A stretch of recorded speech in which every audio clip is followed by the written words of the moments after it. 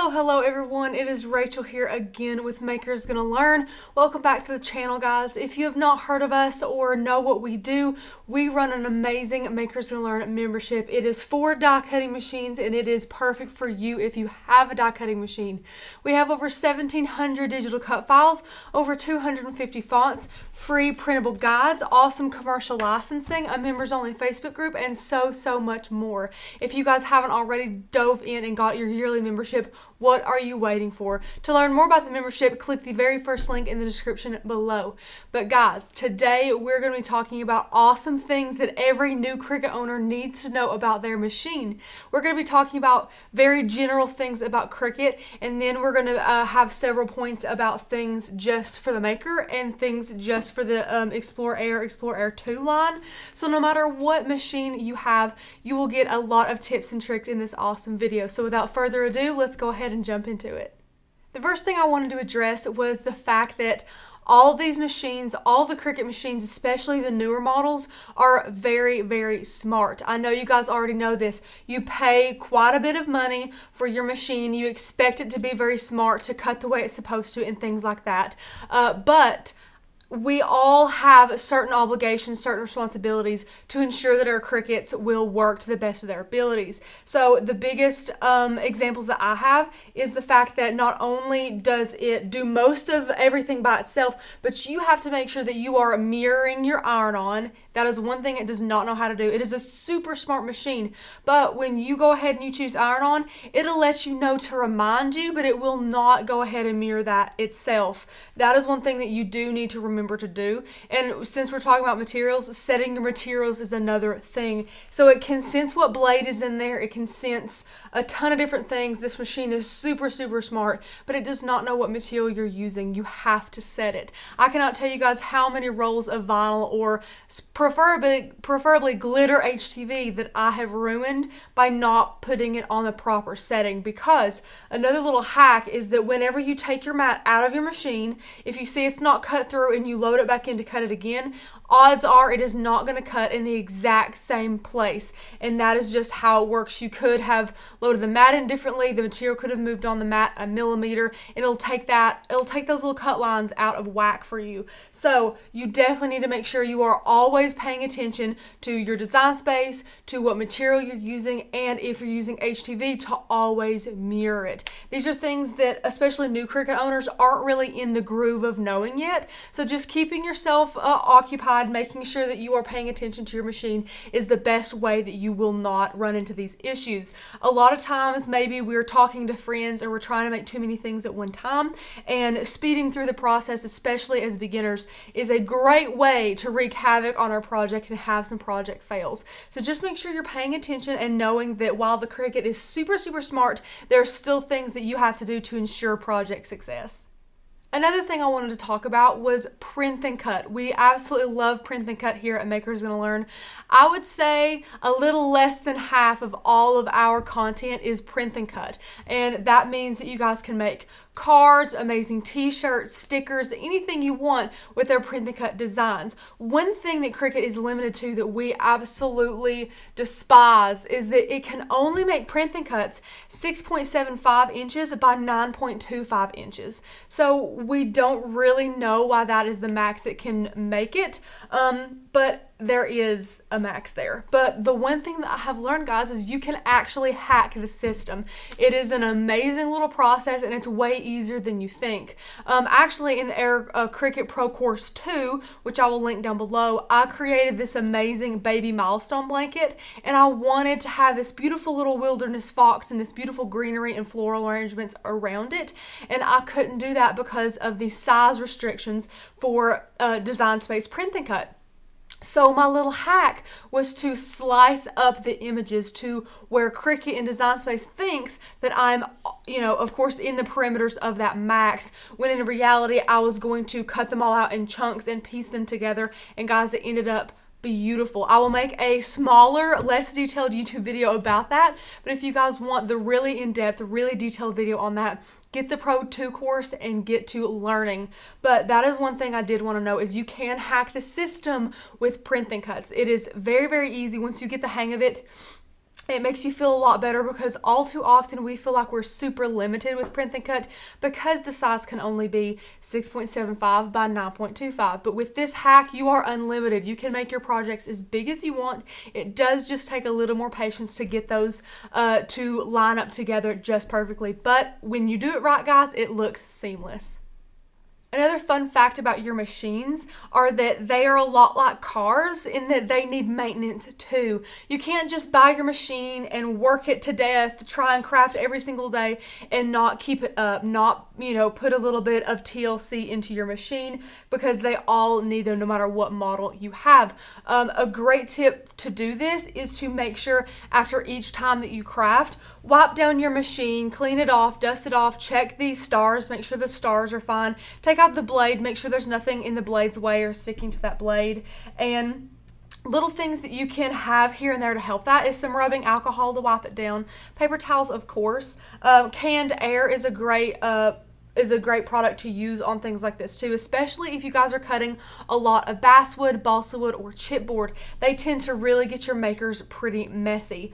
So you do have to do some maintenance on these, of course. And then another thing that you guys need to do periodically is to calibrate your blades. So whether you're using the your fine point blade or the knife blade, you will just have to calibrate those accordingly. I would do it periodically depending on how you craft. A lot of questions we get are, how often do I need to change my blade? How do I know when my blade needs to be changed? You know, just different variations of the same questions like that. And all of those can be answered with depending on how much you craft. So since we craft here in the studio all the time, just about every day, and we use several different machines to do so, we will be calibrating our machines and changing our blades and throwing away our mats a lot more often than someone who maybe crafts twice a week. So there are signs and signals that you can visualize and that you can hear and that you can experience to make sure that your Cricut is running to the best of its abilities. So a couple of those are if your machine doesn't seem to be cutting the way it's supposed to, and that doesn't necessarily mean like it's dragging, like the blade is dull, but that is a sign if the blade is dull. But what I mean is, like, if you cut craft mat or craft board, sometimes your material on your mat will not cut through the same place when it cuts twice, and that can cause some problems. You might think something's wrong, but in reality you might just need to calibrate your Cricut there. So that is another little hack there. So just make sure that you are looking up videos, Googling some questions about how to maintain your Cricut machines. One question the Makers Gonna Learn team gets all the time is, which machine should I buy? The Explore Air 2 or the Cricut Maker? And the answer to that question is, it depends on you. Depending on your crafting, how much crafting you do, and what type of crafts you enjoy depends greatly on what machine you need. We could argue that since the Maker does more with the adaptive tool system, it's better, therefore you should get the Maker. But in reality, it just depends on what type of crafts you like to do. If all you like doing is making HTV t-shirts, putting vinyl on mugs, and creating print and cut cards, all you need is the Explore Air 2. However, if you are looking to expand your crafting and you want to start cutting things like woods, like balsa and basswood, or the Cricut chipboard, if you guys want to start working with the rotary blade and felt and fabric, then the Maker is what you want to use. The Maker also has 10 times the cutting pressure, but that adaptive tool system is a big winner there. Now, there are some differences about the machines, not a ton of them. One of them, very obvious, is the weight. The Maker weighs so much more than the Explore Air 2, and that's just because it has to be a lot smarter in order to work with all the different tools that it encapsulates. So it really just depends on what type of crafting you want to do. Of course, there's the price difference and everything like that, but if you are in any way looking to up your crafting, or you want to expand what you do want to craft with, I would suggest the Maker. But if you're very comfortable doing cards and vinyl decals and print and cut, things like that, you'll like the Explore Air 2. So it really just depends on you. Speaking of the differences in both machines, there's just a couple things about both of these amazing machines I do want to point out. One of my favorite things about the Maker is that it has this little dock here, and this is actually made for an iPad. I absolutely love that they thought of this because back in our old studio, we actually did a lot of crafting on the iPad. We used it mainly for design space. So as we were crafting, we would take it up off of our table and set it right in the dock, and it fit perfectly. And there is even a USB port on the side of the machine in order to charge your iPad, or you can use the BrightPad. Now there is some controversy about plugging other things into that USB port, like the foil quill. So definitely do that at your own risk. They say if your machine is less than a year old and you decide to plug something not Cricut brand into the USB port, it will void that warranty. So keep that in mind. But in reality, we know we love our Makers and we will treat them with respect. So do as you wish with your Maker. I just want to let you guys know that as a little PSA. And also about the amazing Cricut Explore Air 2, one of my best tips that everybody should know if you have an Explore or an Explore Air 2 is to keep the dial on custom.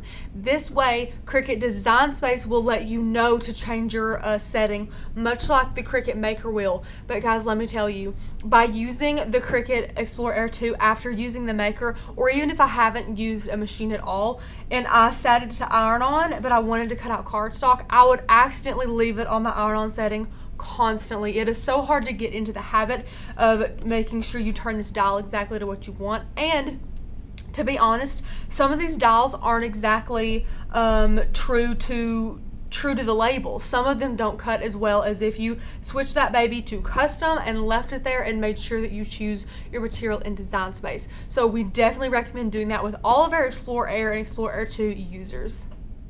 Another thing we think that every Cricut owner should know about is this amazing Cricut Printable God. Especially if you are a beginner, this guy is made for you.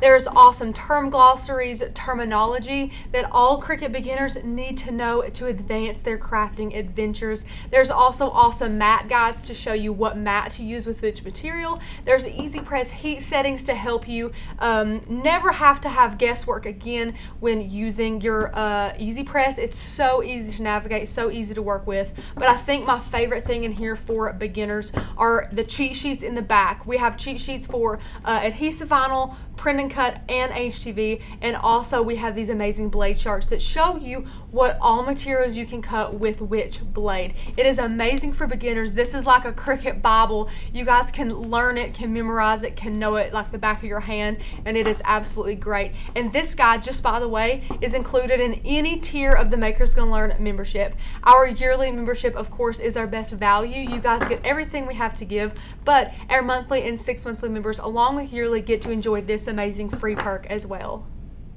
So guys, just to recap, these machines are amazing. No matter which one you have, either one, they cut fabulously and they can cut so many materials. Their limit is limited to your limits. So guys, get to crafting, get to grabbing more knowledge, invest in your machine, invest in the Maker's Gonna Learn membership to level up your crafting and be able to use these machines to the best of their abilities. Don't forget to like and subscribe, guys, and leave a comment down below if you have any questions. Thanks for watching, guys. Bye.